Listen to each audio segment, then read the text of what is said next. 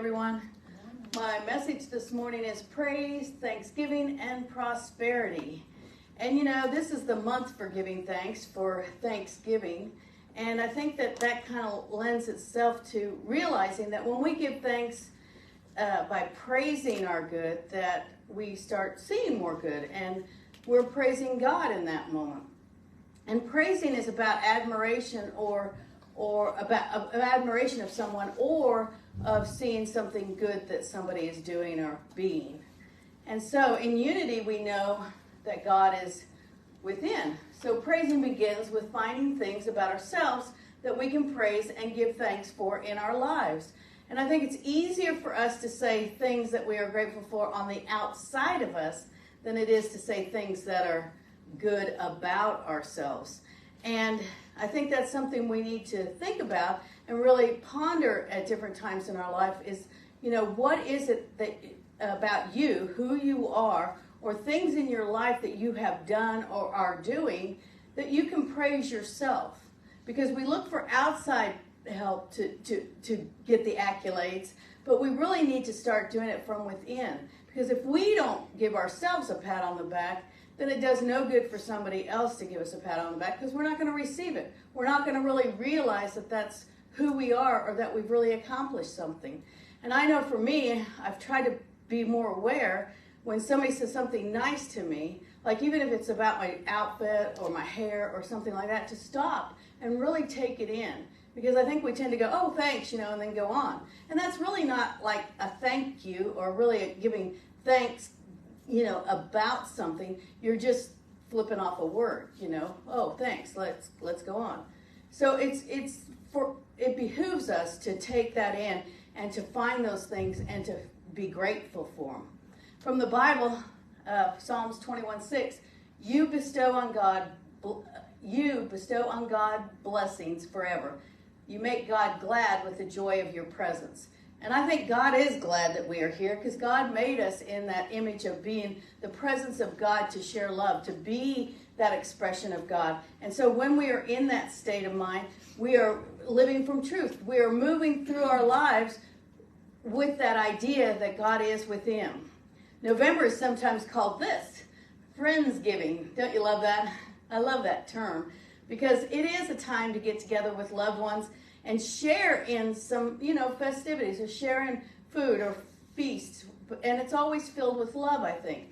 And whether they are family or friends, you know, we give to ourselves the idea of this gift of being there for somebody else when we come together in fellowship. That's what I love about our Thanksgiving potluck, because it's a time that you are really putting yourself out there, that you're not just sitting back, you know, going through the motions. You're really coming together in fellowship and giving thanks. And to me, it always feels like it's just the epitome of love at the tables. And, you know, it is a huge thing for ourselves to do, whether we're an extrovert or introvert. Because, you know, we have put ourselves out there. We have said, okay, I'm willing to be with this group of people and enjoy myself and have fun and move through this with ease and grace. And, you know, when we get together with family sometimes, or even go to a friend's event or something, sometimes things happen that don't feel so comfortable, right? We might have some family members we never speak to, and we know they will be at the event. This guy's in a rage here, in case you didn't notice. There's always somebody like that. And it can make you feel uncomfortable or uneasy. And then maybe we don't care for someone's cooking or baking, and they always insist on us having to try something we don't like. And that makes us uncomfortable. You ever have that happen? Perhaps you feel more comfortable sitting at home watching movies and eating pizza for the holiday, which makes you feel guilty for not wanting to participate. Well, this is where the magic of PTP jumps in. And you might be wondering, what's PTP? Well, it's praise, thanksgiving, and prosperity, of course. When we jump into this, we are giving praises for the good in our lives, and we create more good in our lives. We are here to be in that celebration. Now, what you might not know is, or practice even, is that giving praise for the challenges or opportunities in your life tears down obstacles that holds us back from growing. So, If we have challenges or we have something pop up and all we do is wallow around in that yuck, then guess what? We're not going to be able to give thanks for anything because all we're going to do is focus on that. But when we have these challenges and stuff, we can say, okay, thanks God, I needed this experience, I guess, to move beyond where I'm at. And you know, I've seen several things on memes lately that were like they would say, oh, God gives us this opportunity to change that particular behavior or whatever. And, you know, a small part of me agrees with that, but I don't really think that God puts challenges in our lives. I think we experience the challenge because we have opened up that pathway to want the challenge. So if we find the good in that, then it erases the blocks that are there that keep us from experiencing the good or from experiencing it over and over again. Because I know we've all done that, haven't we? And if we pause in that moment of being in that challenge and breathe and know that there's good there, then it, again, changes our whole perspective, doesn't it? We don't have to fall into that whole trap. And we know, because what happens is when we're in this too, we'll try to blame somebody else, and that's not right. Or we have this erroneous thinking that everybody's against us, and the only person against you is who? You. That's right. Other people, it doesn't matter what other people think or say or do. We get to create whatever we want to live by and stuff. And if we get jealous of other people, if we fall into the trap of what we have just experienced from somebody else, then guess what? We're living in lack and limitation. You know, I've tried to say that to the boys. You know, somebody will say something to them at school and something, and I'll say, is that the truth? They say no, and I said, well, then don't fall into that. That's on them. That's not on you. You don't have to take it in. And I still love that saying. When I was a kid, they say, I'm rubber, you're glue, everything you say bounces off me and sticks to you. But as an adult, if we keep that in the forefront of our minds, we know that none of that stuff's going to affect us. It's like, no, not me. So all of these examples are not to, I'm losing some words on this thing. All of these are examples, not to minimize our feelings or concerns, but they are given as examples of how we hinder ourselves from living a prosperous, glorious life. And it's true. If we live in the drama or the challenge, then we are hindering our own prosperity. We are hindering the good that wants to come to us. It blocks where we are at. And if we pause and just say, hey, no, this is not where I want to be. I want to be in that place of understanding more, then it changes everything. And that's what I'm saying about all these examples. The things that we find that are traps, like the limitation, living in lack and limitation, or somebody being jealous and all that. We know we've experienced those, and we know we could go out here right now and experience more of it if that's what we're holding in our minds. But they're just examples, and we don't have to live from that place. We can move beyond that place.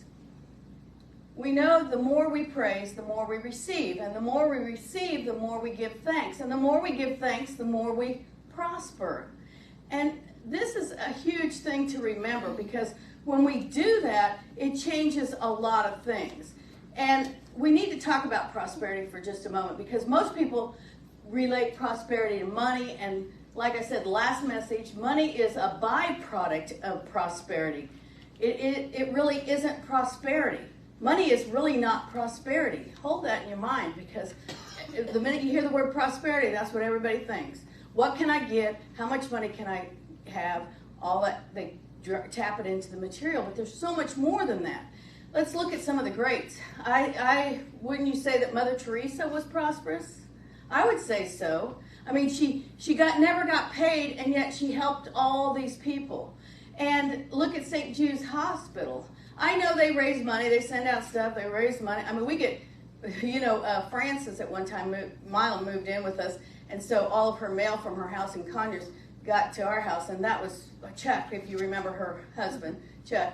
Well, all his mail still comes from St. Jude's and some of these places where he donated money, and I think it's hilarious. I think he's been gone, 8 years probably? And but anyway, yeah, they send out all these flyers and stuff, but that is not their mission or their purpose. And the beautiful thing about it is, even though they're raising all this money, they're helping children for free. They never charge any family for any services. And they have done research and treatments that have helped, I don't know, maybe millions of, but I know countless lives of children and their families. And how has this happened? It happens because they are focused on being open to the divine ideas that can inspire and prosper their purpose. Mother Teresa, St. Jude's Hospital, they kept trying to do things that would prosper their mission of helping people. I mean, if St. Jude's kept doing the same thing they were doing 20 years ago, they'd be out of business.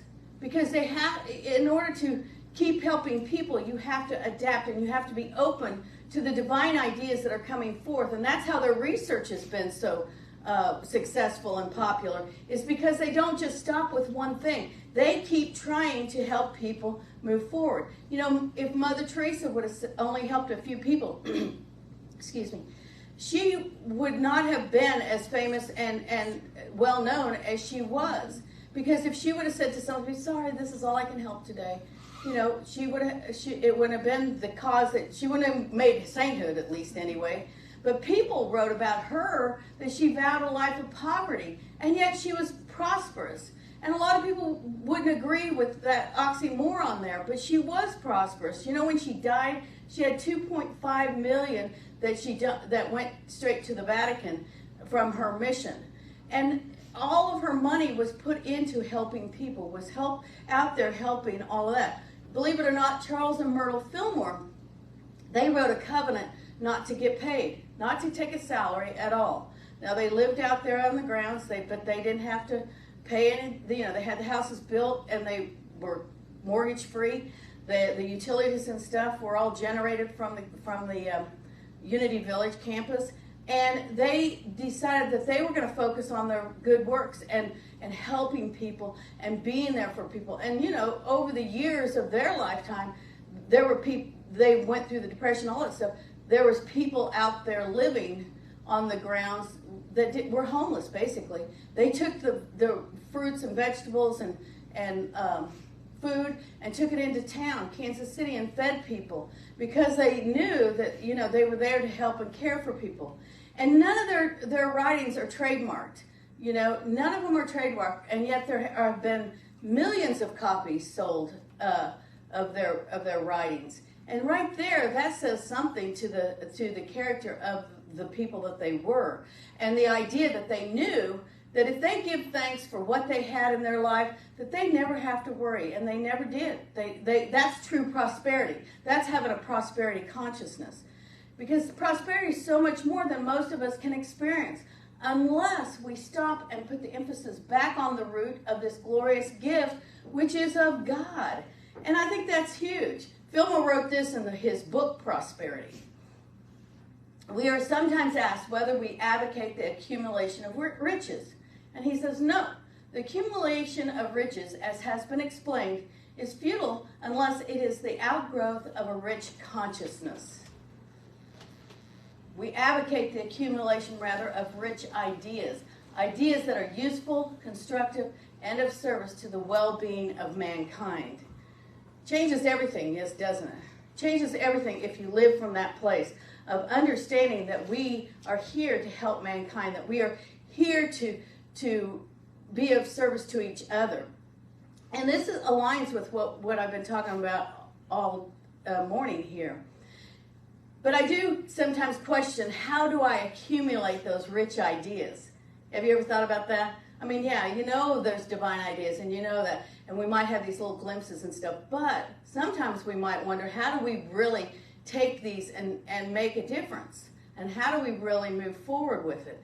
And I think it goes back to the PTP. You know, giving praise and thanksgiving is going to lead us to those prosperous moments where we will feel like we are doing something more with our lives.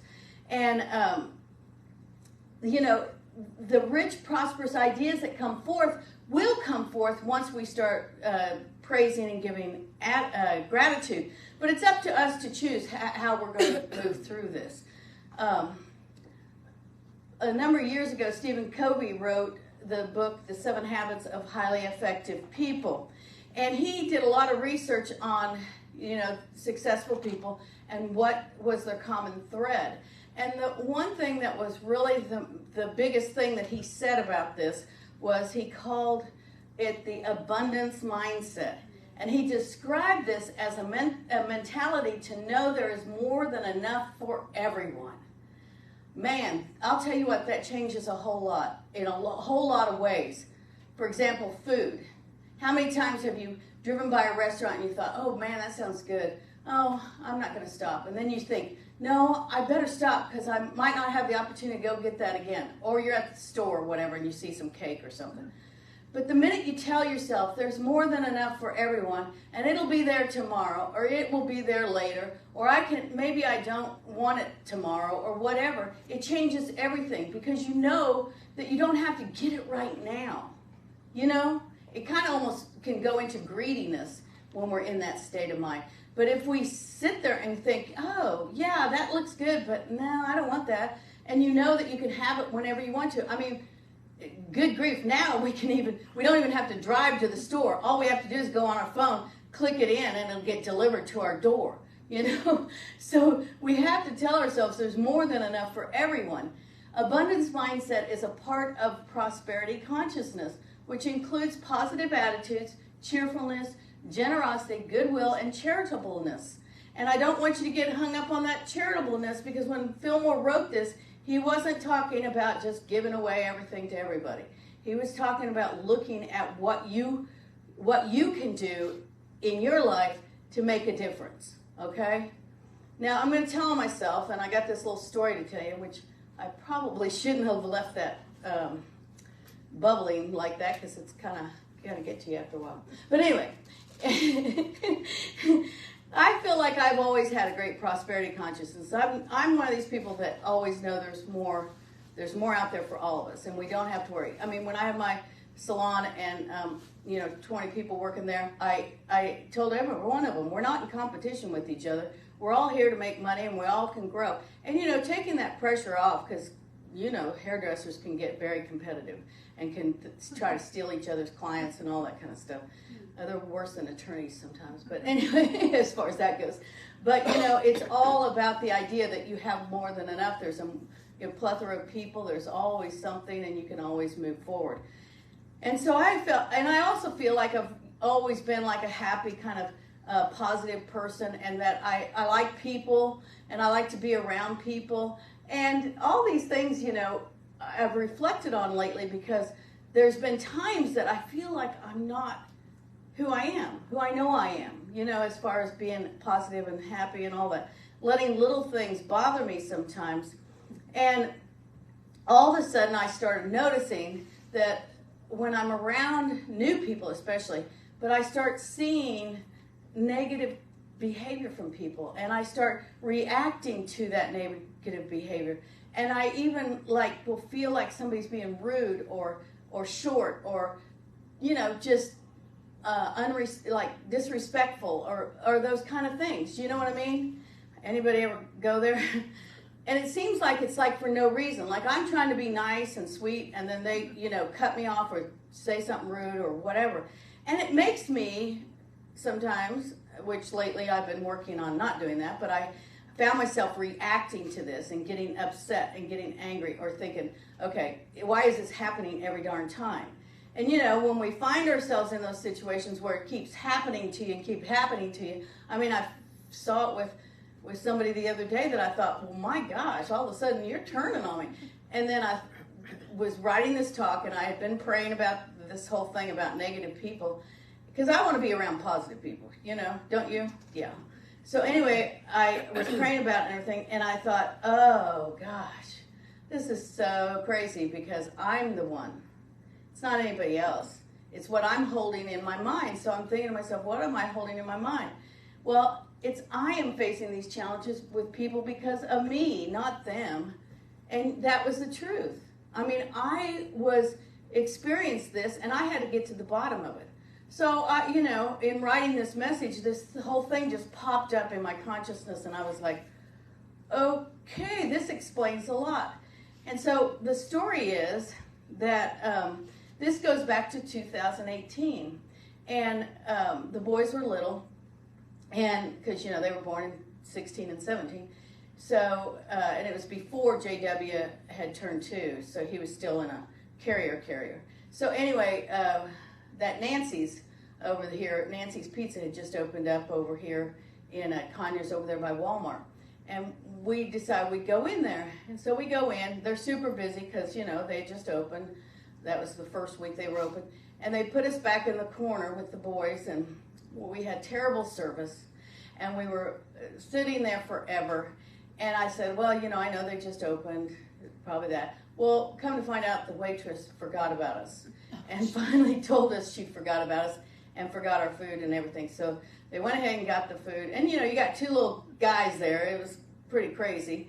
So anyway, we finally got our food and we got done. We got out of there and we were walking out to the car. And Warren went on one side of the van to put in JW. And I was on the other side with Aiden. And so I'm standing there trying to get him, to go. And, he was 2, whatever, pretty active. And so I'm sitting there trying to get him in the car. And this lady starts backing up in the stall next to me. Yeah, I know you guys know some of the story. Yeah. Anyway, she starts backing up. And, I'm in the space of her where she's trying to back up.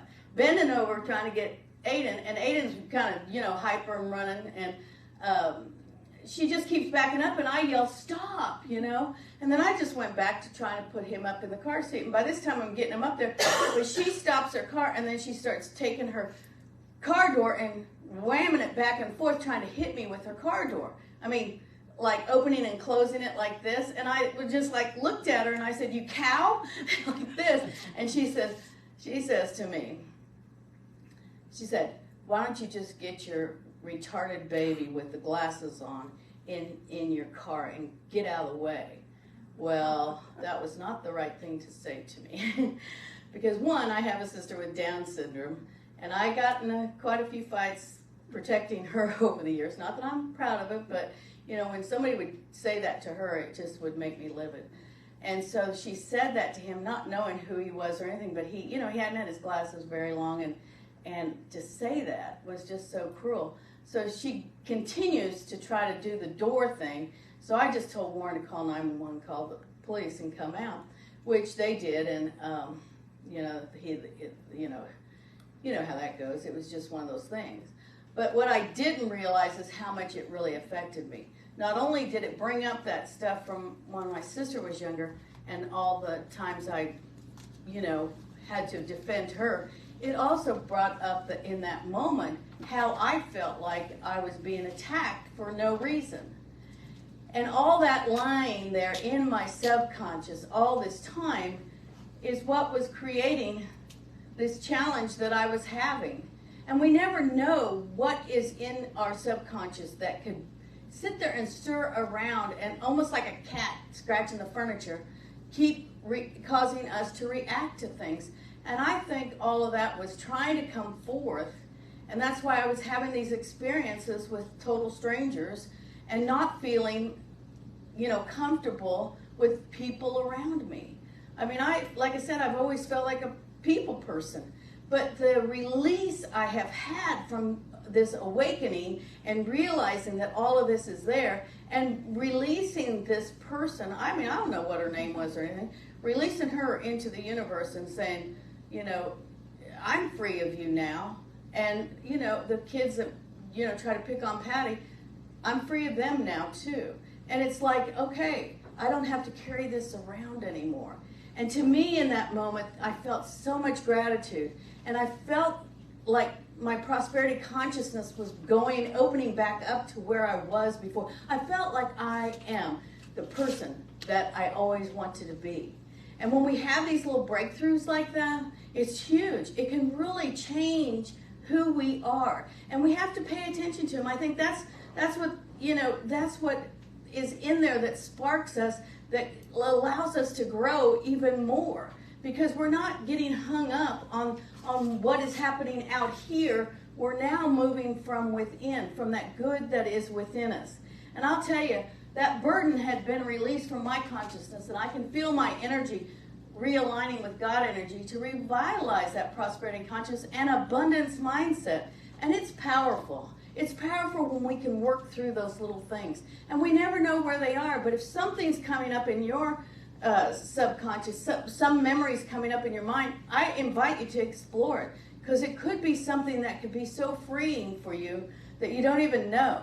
I mean, you know, for me, the idea of me beating up these kids when I was little, I mean, I got scars from, yeah, I did. And I almost got my dad in big duty because, you know, he was in the military. So one of the kids was these two twins that were the lieutenant colonel's kids. And they would, you know, go over on both sides of her and like poke at her and stuff. So I swung at them and hit the brick wall once.